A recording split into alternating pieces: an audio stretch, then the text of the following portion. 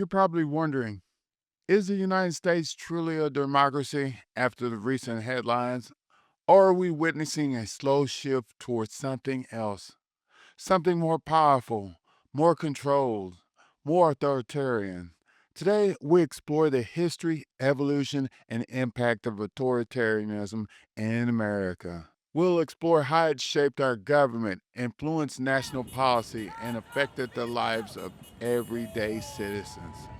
This is a story about power, about freedom, and about what happens when we stop paying attention. First, let's define what authoritarianism actually is. Authoritarianism is a form of governance where power is concentrated in the hands of one leader or a ruling group, often at the expense of democracy, civil liberties, and checks and balances. I want to say thank you to every single person that has been able to do this. Also, I want to talk specifically to the rioters and to the politicians in Los Angeles.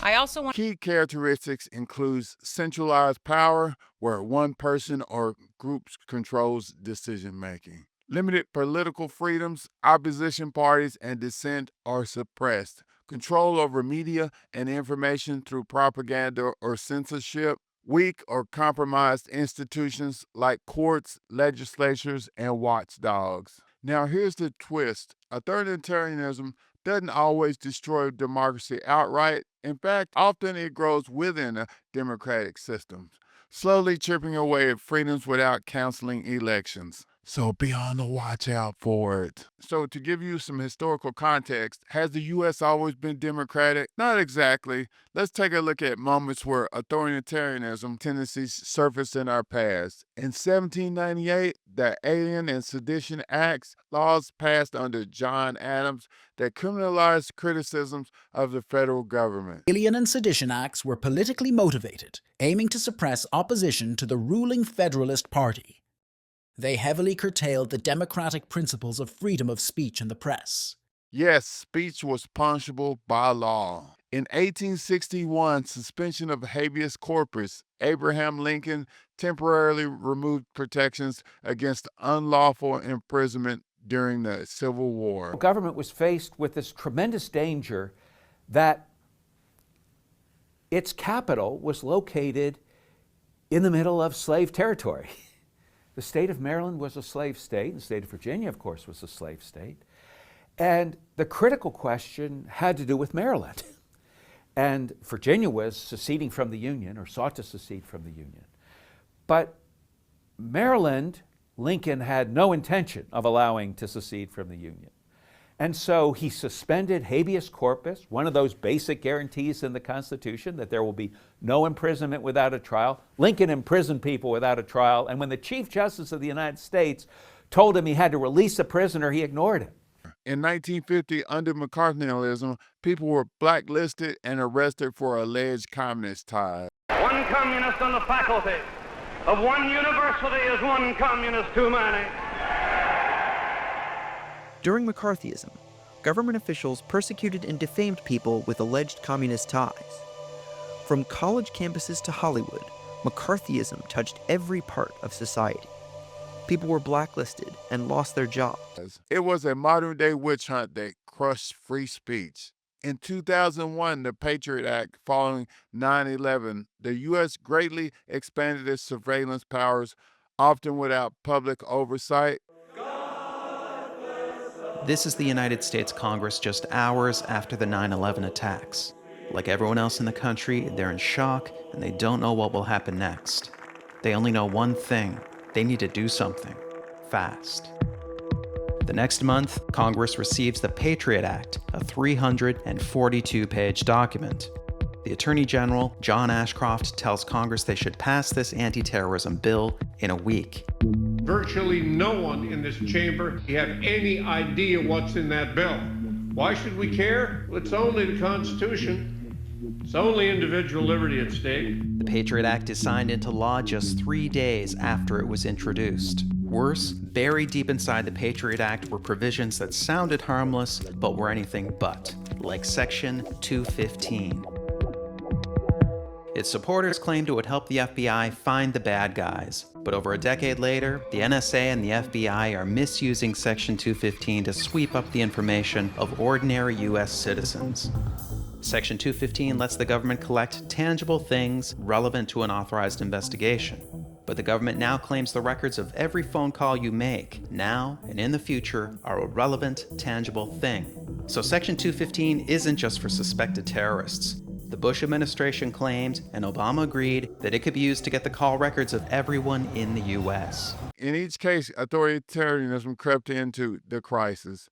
It was framed as a necessary compromise for national security. What are some modern day authoritarianisms in the U.S.? Fast forward to today. Authoritarianism hasn't vanished, it's evolved, and it's wearing a very American disguise. Here's how it shows up now. Expansion of executive powers. Presidents increasingly bypass Congress using executive orders. Media manipulation. Leaders attack journalists, discredit news, and flood social media with disinformation. Erosion of voting rights. State laws make it harder to vote, especially for communities of color, students, and the poor. Surveillance and policing, from phone taps to facial recognition, charts our every move. We still vote, we still debate, but those pillars of democracy, they're starting to crack. So be aware of that. Look for it. So in this new Trump era of competitive authoritarianism, the Trump administration brought these concerns to the forefront. Scholars now classify the U.S. as a competitive authoritarian system, where elections still exist, but fairness, transparency, and balance, those are all under threat.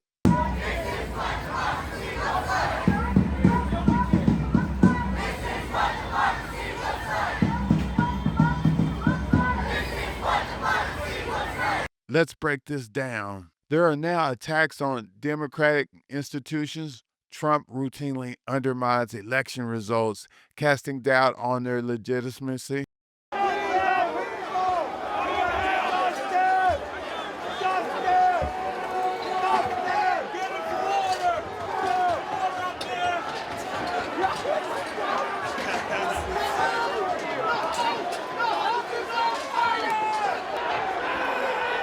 Judicial stacking. Over 200 federal judges appointed in just 4 years, tilting the courts towards executive friendly rulings. Political purges. Officials who opposed the administration were removed or pressured to resign. Legal immunity. Recent rulings have expanded presidential protections even from prosecution. For Smith's team, it's definitely a blow, not only in it being a little bit slower, but that he has to come back to the table and sort of demonstrate why the act, quite specifically, like detail by detail, conversation by conversation, document by document, were things that fall outside of the office of the president and his ordinary behavior, but fall on the side of those unofficial acts, personal conduct, political and campaign conduct. And so it's just going to be a lot more work for prosecutors for this president and for presidents to come.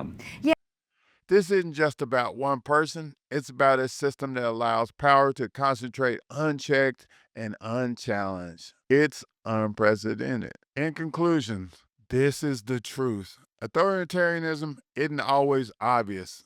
It doesn't kick down your door. It slips in through fear, through convenience, through crisis. So what can we do? Here's your call to action. Stay informed. Seek out trusted news. Participate, vote, protest, join your local school board. Democracy is a verb, not a noun. Hold leaders accountable. No one is above the law, especially those who write them. Democracy isn't self-sustaining. It lives or dies on the actions of the people. So now I want to hear from you. Is the U.S. becoming authoritarian? Drop your thoughts in the comments. And if you believe in open dialogue and truth, share this video. Make sure you like and subscribe to this video.